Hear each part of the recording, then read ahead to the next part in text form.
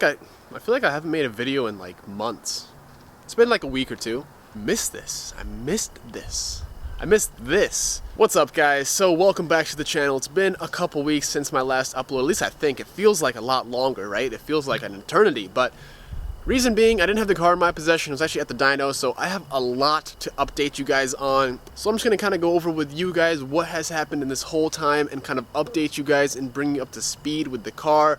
Because I'm sure all of you are, if you're not following me on Instagram, which for those of you that aren't, you should, because I keep that, I keep that page updated way more often as far as content and updates with the car than YouTube. But now I got the car back, we can get back to making videos. So let's just get started. Alright, so I'm sure you guys are happy to see this thing back, just as much as I am. Still got the old rice fart cannon, not too pumped about that.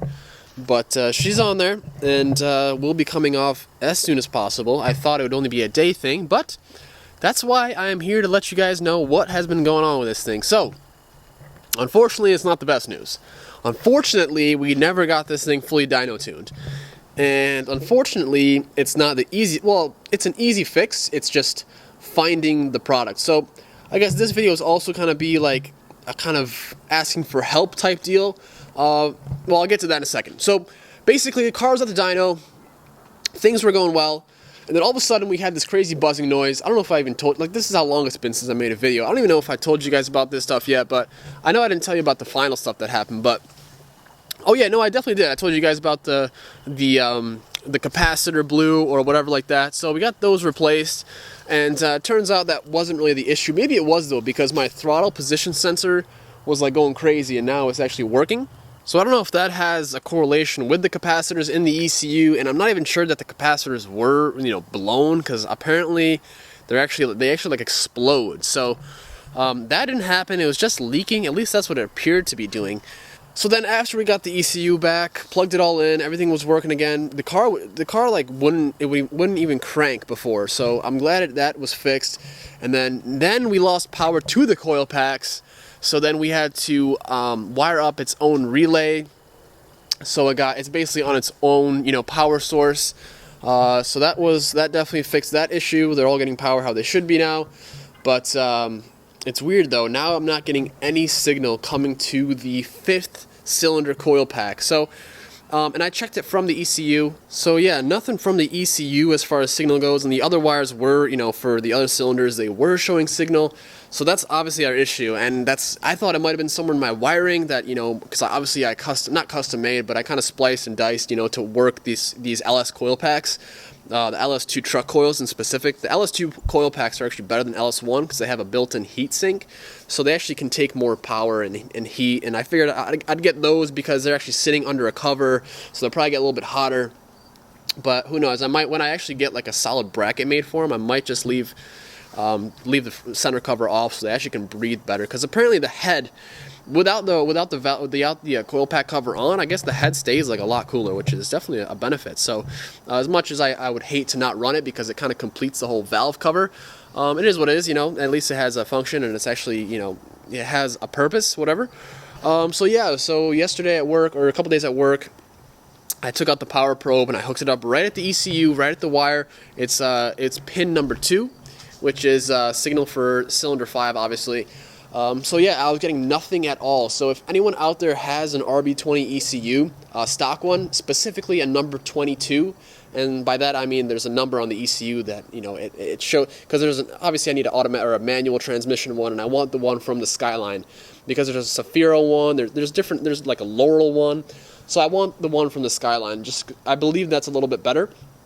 And I already have the Nistune chip for that ECU, so I'm going to try and look for those. Yes, it would be nice to go standalone, but I really do not want to spend $1,000 on an ECU, $1,000 plus, actually, almost $2,000 on a standalone. So for now, we're just going to get another stock ECU. Reason being, I'm going to go stock again, because like I said, $1,700 for a standalone, I mean, come on. That doesn't really make sense, at least not right now with the build. The problem wasn't the actual, Nistune wasn't the factor. It's the actual ECU, the actual board inside is just not communicating right. And I think I may have known why. It might have been my fault way back, you know, when I first hooked up these coil packs. I had 2 wires mixed up, one like a signal in the ground or something like that. So I think that maybe like backlashed voltage back into the ECU and like messed up with something. Even though it wasn't the cylinder where I had that wiring problem, it's still kind of probably traced back, and you know, it all goes to the same spot. So, hey, look, cat. You guys see that? Hood cat. But yeah, so you know, like I said, if you guys can help me out with finding, or if you have a stock ECU, please drop a comment down below. Get in touch with me on Instagram, Facebook. Drop me a message. Would love to buy that off you as soon as possible. Then I can just basically get that Nistune board resoldered back in there, and I already have the tune for it. You know, so it just makes more sense. Like I haven't even gotten the car like running right with this ECU, so I wanna just kind of get it good, because I know once I have a properly functioning ECU, I'll just be cherry. So yeah, we're gonna do that. And you know, for cost, I also need to buy a winter car, you know what I'm saying. Obviously we're not driving this in the winter, and winter unfortunately is coming up sooner than I'd hoped. That's why I kind of wish I lived in like Florida or like California. As much as California's car laws suck as far as like my engine swap would not fly. I'd have to rock the old KA, and then if I wanted an RB to get it inspected or pass emissions, I'd have to swap the KA back in, get it inspected, then take it out, put the RB back in. No, not for me. So, unfortunately, we got winter coming up, but yeah, so maybe, who knows, we'll maybe go standalone next year. We'll see. So, I just want to let you guys know that. So it's running on 5 cylinders right now. I'm driving it just because I really have no other choice. And it drives fine. It runs really good, actually. Just we're obviously not firing on all 6. So I really want to get this done as soon as possible. I'm actually going away for the weekend. Today is Friday before, Labor Day. Just want to let you guys know that I have her back in my possession. She is looking super flossy. Had to give her a really nice wash this morning at like 7 in the morning before I went to work, because it was super dirty. And I got back pretty late last night from work, so I didn't have time to actually wash it then. So yeah, I think that's about it, honestly. I just wanted to just give you guys a heads up as far as what's going on. Just need a new ECU, and we should be back off to the races. This sucks, you know, I definitely understand. I'm sure both for you guys, but you guys have to understand in my position, like, this sucks for me most, but you know what? It could be a lot worse. The car is still here, I still have it, I'm still able to drive it, I love it. Like I said, I had to wash it, even though it's not, you know, 100% healthy as far as, you know, condition, as far as the motor. Well, the motor is perfect, it's the ECU that's causing the problem. So yeah, that's basically what's going on. Just want to let you guys know that I'm looking currently for an ECU. Once I do, I'll buy it. Once I find one, I'll buy it. And yeah, we'll be back. There are a couple little things I want to do. I have a bigger electric fan that I'm going to be putting in here. And then I finally am going to be replacing my black coupler. Let me pop the hood, because I'm sure there's some people here that this is probably the first video they're watching, and they're probably like, you know, what is going on with this thing? And fair enough, I probably will soon be doing like a whole walk around of this car, like a full update, to give you guys like a list of everything I have done. So, so as you guys can see, they're all just dangling right now, because I was working on it last night, and you know, I was getting a little bit fed up. I was just kind of getting a little bit frustrated. So, but you know, I'm kind of over that. You know, frustration will not help it at all. Just got to go ahead and fix it. So, I finally got a coupler to replace that thing, because that just looks so out of place. You know what I mean? So.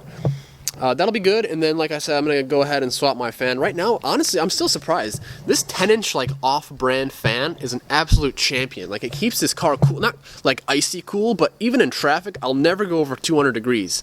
Actually, you know what? I think I got over 200 once. That was just stop, go, like, every half mile I got to a light, accelerating, stop. So, it did get a little bit warmer than I would like, but 204 isn't really that bad, as long as you're not beating on it. And, you know, oil temperatures is what you really want to get. I would love to get an oil cooler. That'll definitely be on the list here soon. And then, yeah, so that is going to be kind of what I'm going to be doing, I guess, while I'm waiting for the ECU. I'm going to be away this weekend, so I'm going to be able to do a lot of searching. And hopefully I find one. If you guys know anyone that might have one, let me know. I want to buy it. I'm ready to pay. PayPal ready. Let's do it. I'm just trying to think if there's anything else I'm missing. I really want to get this thing just driving again on all six, and I just want to get this thing tuned. Like, it's crazy to think that way back in like May or June or something like that, I was like, all right, we're gonna get this car done this week. Me driving it out of the shop, bada boom, bada bing. Here we are, September 2nd.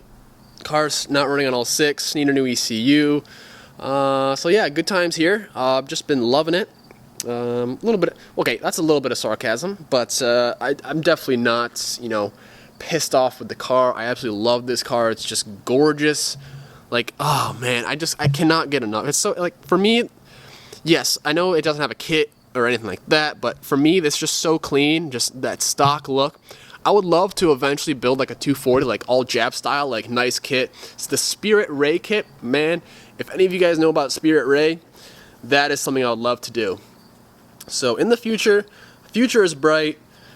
Staying positive, just killing it. As much as it sucks to be having all these problems, I just know that it's going to make the end result just that much sweeter, so I just cannot wait.